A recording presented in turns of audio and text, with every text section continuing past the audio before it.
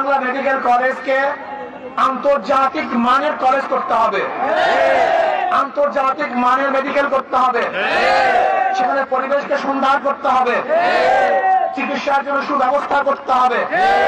গরিব দুঃখী মেহনত মানুষ, ঋষি কামার কুমার, জেলে তাঁতি মজদুর, সবাই যেন, শ্রমিকরা সবাই যেন সুচিকিৎসা পায় সে ব্যবস্থা করতে হবে। শেরেবাংলা মেডিকেল কলেজ এইটা আমাদের ঐতিহ্য, ইতিহাস বহন করে, কিন্তু আজকে মেডিকেল কলেজের অবস্থাটা কি? যেখানে মানুষ চিকিৎসার জন্য যাবে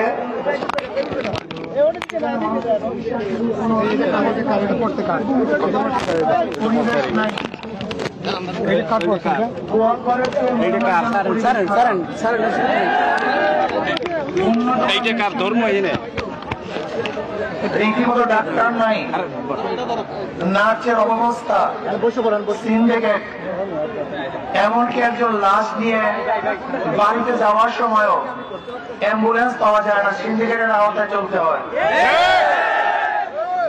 ভর্তির সময় সিন্ডিকেট, ঔষধ নেওয়ার সময় সিন্ডিকেট, চিকিৎসার সময় সিন্ডিকেট, এক্সরের সময় সিন্ডিকেট, পরীক্ষার সময় সিন্ডিকেট। আমি বর্তমান স্বাস্থ্য উপদেষ্টাকে বলবো, এখানে কেন আন্দোলন করতে হবে, এখানে কেন অপরাধ করতে হবে, এই মানুষের দুর্ভোগ কেন কমাতে হবে?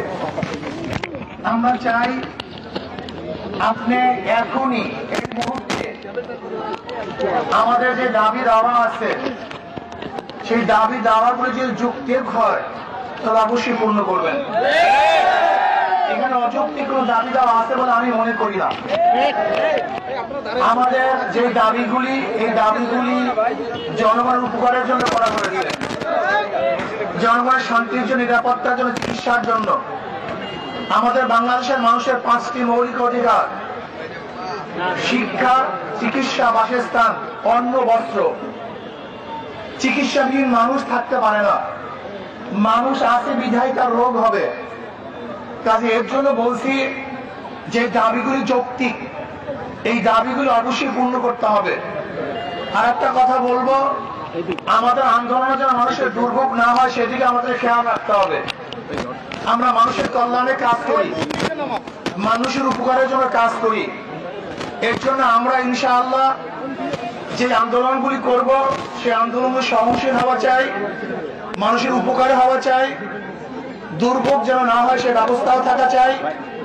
এবং যদি কোনো অবস্থাতেই আমাদের দাবি দাওয়াগুলি পূরণ না করা হয় তাহলে দক্ষিণ অঞ্চল কিন্তু এমন আন্দোলন সৃষ্টি করবে যে আন্দোলনের মাধ্যমে স্বাস্থ্য উপদেষ্টা পদত্যাগ করতে বাধ্য হবে।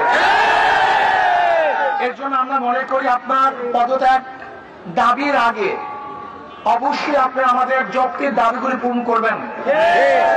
শেরেবাংলা মেডিকেল কলেজকে আন্তর্জাতিক মানের কলেজ করতে হবে, আন্তর্জাতিক মানের মেডিকেল করতে হবে, সেখানে পরিবেশকে সুন্দর করতে হবে, চিকিৎসার জন্য সুব্যবস্থা করতে হবে। গরিব দুঃখী মেহনত মানুষ, ঋষি কামার কুমার, জেলে তাঁতি মজদুর, সবাই যেন, শ্রমিকরা সবাই যেন সুচিকিৎসা পায় সে ব্যবস্থা করতে হবে। আমি বলবো, আসুন আমরা সম্মিলিতভাবে আমাদের যৌক্তিক দাবিগুলি পূরণ করার জন্য চেষ্টা করব এবং মানুষের দুর্ভোগ না হয় সেদিকে আমরা খেয়াল রাখবো। আল্লাহ আমাদের সবাইকে বরিশাল মেডিকেল কলেজের সুন্দর পরিবেশ সৃষ্টি করার জন্য এই আন্দোলনের শরীক এবং আমাদের সবাইকে একত্রিত হয়ে আমাদের আন্দোলনের দাবিগুলি আদায় করার তৌফিক দান করেন।